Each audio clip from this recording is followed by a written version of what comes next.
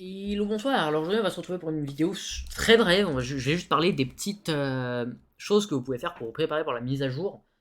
Donc il va arriver, donc Sunrise, cette mise à jour il va vous falloir énormément de poussière de gemmes, essayez d'en garder un maximum, vraiment. Améliorez plus vos gemmes, ça sert à rien. Vraiment, gardez un maximum de poussière de gemmes, c'est le meilleur conseil que je peux vous donner en premier. Deuxième chose, essayez d'avoir des flux si vous comptez pas mettre de l'argent pour acheter la nouvelle classe. Si vous voulez la nouvelle classe, voilà, c'est pas obligé de la vouloir, mais voilà. Si vous voulez être complétionniste, de toute façon, il faut jouer toutes les classes. Ça donne de la maîtrise, ça donne du rang pouvoir, enfin, voilà, c'est trop utile. Voilà.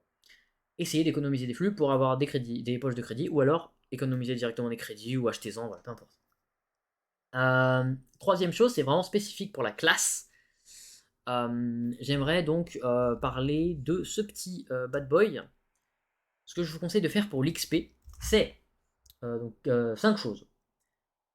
Surtout, farmer à l'avance si vous pouvez, donc dès maintenant, farmer des écus d'XP. Donc, petite chose que vous pouvez faire, c'est aller faire des delves.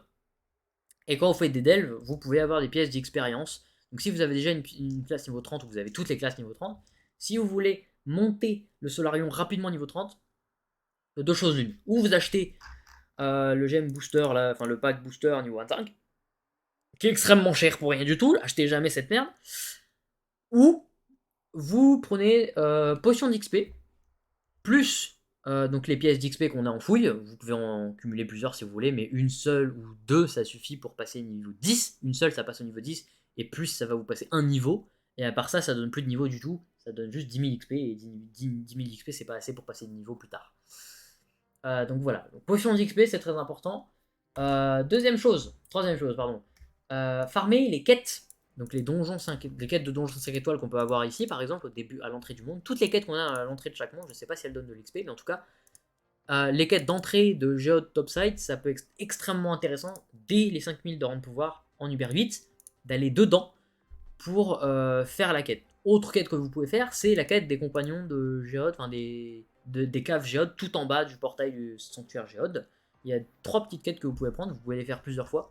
Et c'est l'équivalent d'un niveau de 8 niveaux ou de 10 niveaux, je crois. Du niveau 0 à 10, un truc comme ça. Donc c'est vraiment pas dégueu, c'est pas négligeable du tout, je vous conseille de le faire.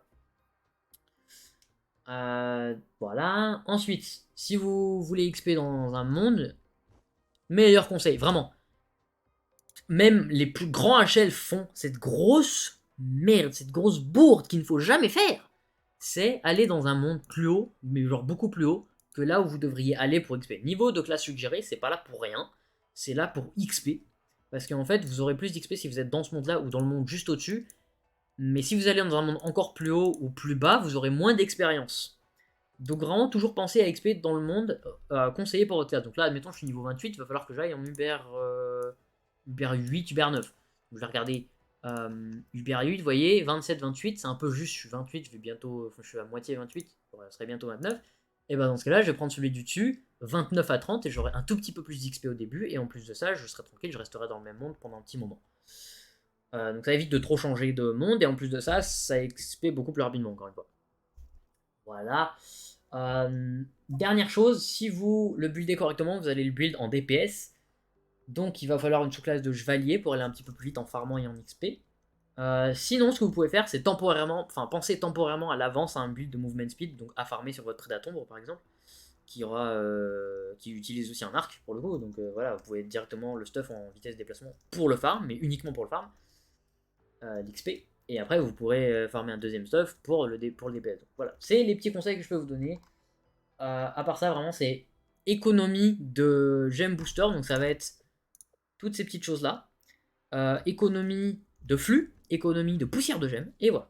J'espère que cette vidéo vous aura été utile. Salut tout le monde, bye.